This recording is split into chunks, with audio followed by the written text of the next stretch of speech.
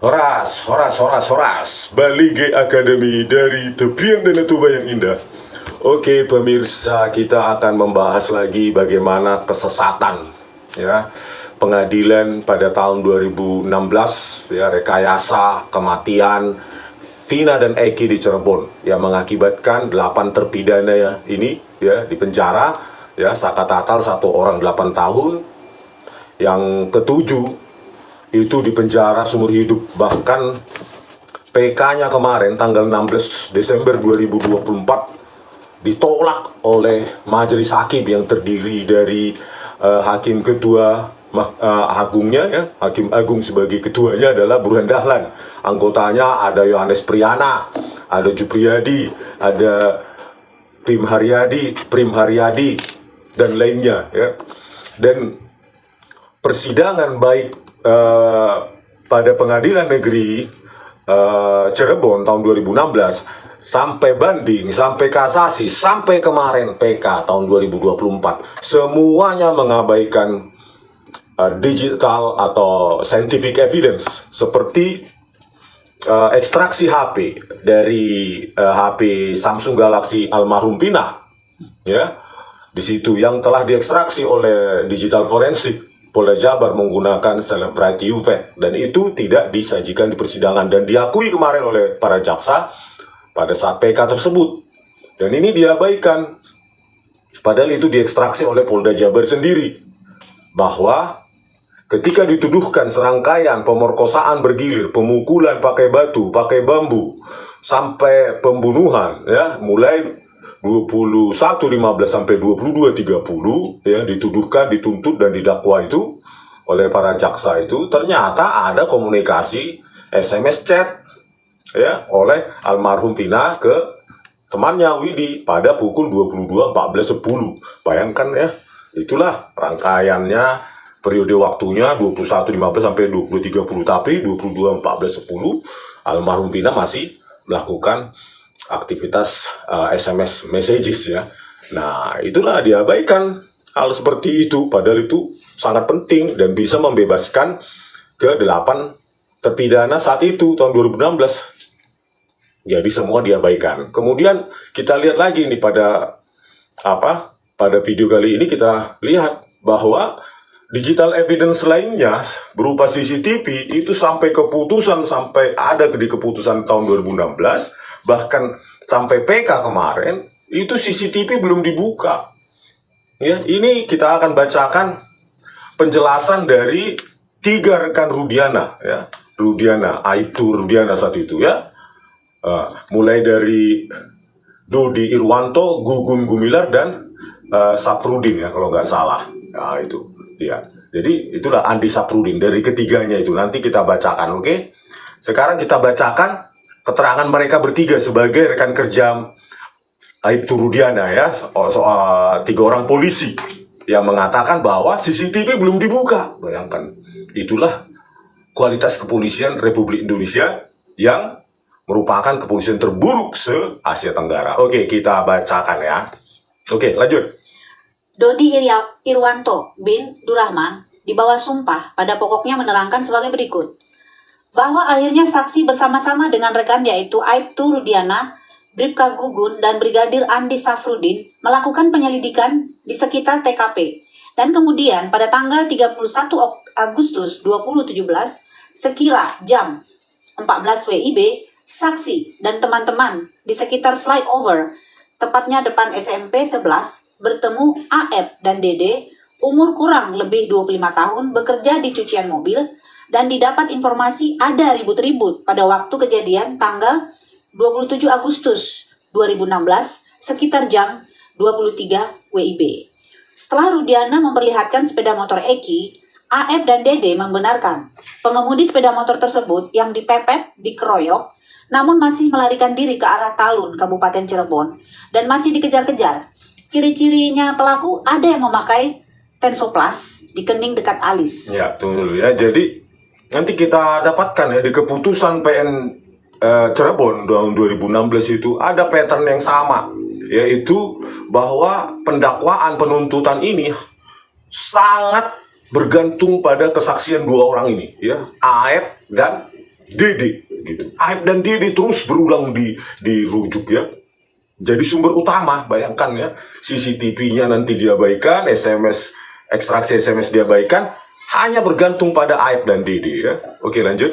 Bahwa kemudian pada hari Rabu tanggal 31 Agustus 2016 sekitar jam 16.30 WIB, Saudara AF telepon ke Saudara Rudiana bahwa terdakwa Eko bersama teman-teman terdakwa sedang kumpul-kumpul nongkrong di depan SLTPN 11 Kota Cirebon.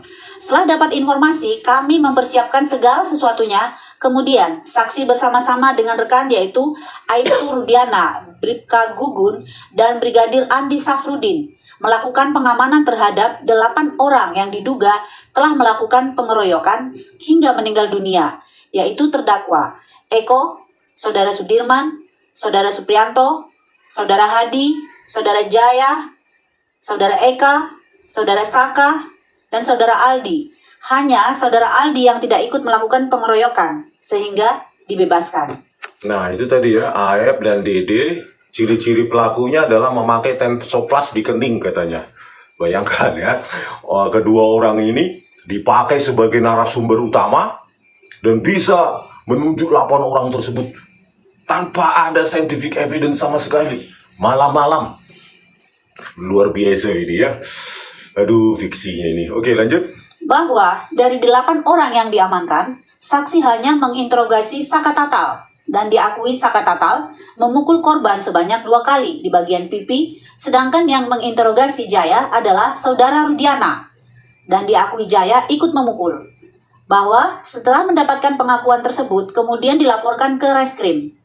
Bahwa saksi sudah mengecek CCTV yang ada di lokasi kejadian namun belum dibuka. Saksi di sini tadi Dodi Irwanto ya, rekan kerjanya Rudiana ya, orang tua dari almarhum Eki ya, bahwa si polisi ini mengatakan ada CCTV di lokasi kejadian namun belum dibuka. Dan herannya JPU dan hakim saat itu persidangan tahun 2016 tidak meminta buka itu. Gitu loh. Kalau tidak bisa, misalnya ya, keterlaluan kalau nggak bisa. Setingkat Polres Cirebon, ya minta bantuan ke Polda Jabar gitu loh. Harusnya kan hakim yang memerintahkan. Saya tidak terlalu percaya dengan pengakuan. Kita sudah, dalam karir saya sebagai hakim, saya sudah menemukan ribuan orang bersaksi dan menipu di persidangan, enteng kali. Saya lebih percaya pada CCTV. Harusnya kan begitu ya, hakim dan jaksa saat itu. Tapi ini sengaja diabaikan. Ya, itulah ya. Rudiana ini sebagai orang tua almarhum Eki itu kerjanya di reserse narkoba. Ini kriminal umum. Ya, bayangkan apa kaitannya narkoba ke kriminal umum, pembunuhan, katanya pemerkosaan. Kok dia yang menginterogasi Saka Tatal? Udah gitu jelas dan subjektif karena dia orang tua dari almarhum Eki ini. Harusnya dia itu tidak boleh terlibat apapun supaya tidak bias gitu loh. Inilah ya kan. Bayangkan Saudara Rudiana lah yang menginterogasi ya. Saksi hanya menginterogasi Saka Tatal. Terus si Rudiana menginterogasi Jaya. Padahal ini sama-sama mereka reserse narkoba. Ya, oke, lanjut. Yang kedua dari Gugun Gumilar ya. Gugun Gumilar bin Warba di bawah sumpah pada pokoknya menerangkan sebagai berikut.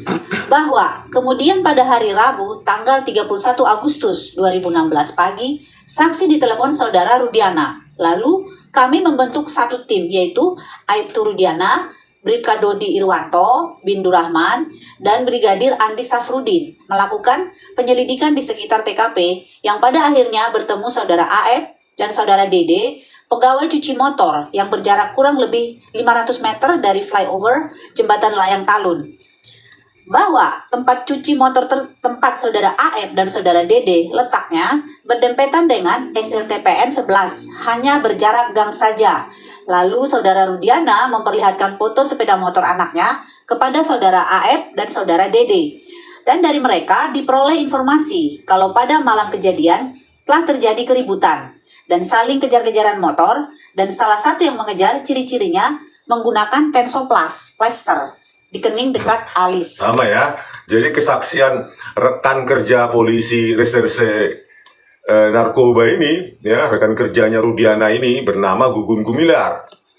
Ya sama, mereka mendapatkan keterangan dari Aep dan Dede juga. Keterangannya sama, ada tensoplas di kening. Ada berapa ribu orang sebenarnya yang pakai tensoplas di kening ya. Tetapi itulah langsung didapatkan pada malam itu ya, ciri-ciri begini. Nah, dapat itu. Mereka kumpul-kumpul. Aduh, dan ini percaya oleh hakim loh. Gobloknya gimana itu ya, hakim dan jaksa saat itu ya. Aduh, ampun. Oke, lanjut. Bahwa setelah mendapatkan informasi tersebut, saudara Rudiana meninggalkan nomor HP kepada saudara Aep dan saudara Dede. Bahwa sekitar jam 16.30 WIB, saudara Rudiana mendapat telepon dari saudara Aep dan saudara Dede bahwa orang-orang yang disebutkan tadi sedang kumpul-kumpul.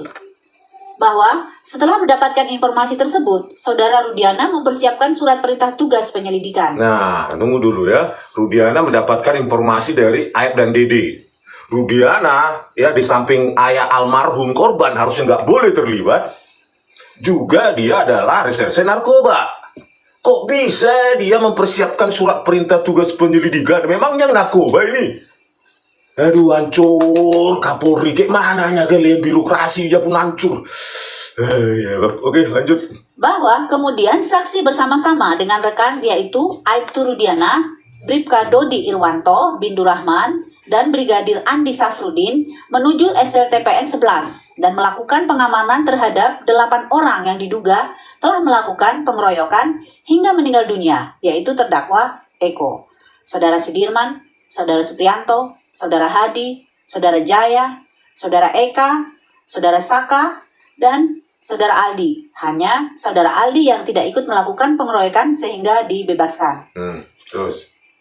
Bahwa saksi bersama saudara Rudiana menginterogasi Jaya dan Jaya mengakui perbuatannya yang dilakukan bersama dengan terdakwa Eko, saudara Sudirman, saudara Suprianto, saudara Hadi, saudara Eka, dan saudara Saka. Bahwa saksi sudah mengecek CCTV yang ada di lokasi kejadian, namun belum dibuka. Jadi saksi Gugun Gumilar ini ya, bersama Rudiana yang merupakan anggota reserse narkoba menginterogasi Jaya. Bayangkan, apakah itu Kapolri? Apakah itu diizinkan? Rudiana ini mempersiapkan lagi surat perintah tugas penyidikan. Apakah ini narkoba? Udah gitu, dia juga ayahnya korban. Dia nggak boleh lah, bias, subjektif, parah sekali ya, menginterogasi. Harusnya kan diserahkan ke krimumnya, reserse apanya ya, kriminal umum. Itulah harusnya tertib administrasi, tertib penyelidikan. Aduh, begitu CCTV-nya belum dibuka. Hakimnya juga pada saat sidang tidak memerintahkan dibuka. Jaksanya juga tidak meminta dibuka. Langsung tayangkan di situ, asal jangan direkayasa. Seperti Tito Karnavian sebagai Polda Metro Jaya 2016. Dan Krisnamurti, Direktur Reserse Kriminal Umum tahun 2016, yang merekayasa video CCTV Jessica Kumala Wongso ya, menjadi kabur. Digunakanlah ahli forensik digital penipu Muhammad Noah Lasar dan Christopher untuk memakai 2 software gratis, Freemake dan iRedsoft. Ini harus saya katakan supaya malu si Tito Karnavian itu. Ya, sebelum mati dia harus kita kurung. Inilah jenderal rekayasa, otak rekayasa di Republik ini. Pak Prabowo, hati-hati dengan orang rekayasa semacam ini. Tito Karnavian dan Krisnamurti. Bisa jadi Anda menjadi korban rekayasanya dia. Hati-hati, orang ini licin sekali. Gitu. Oleh karena itu, Pak Prabowo, tangkap, pecat, pidanakan itu. Siapa itu?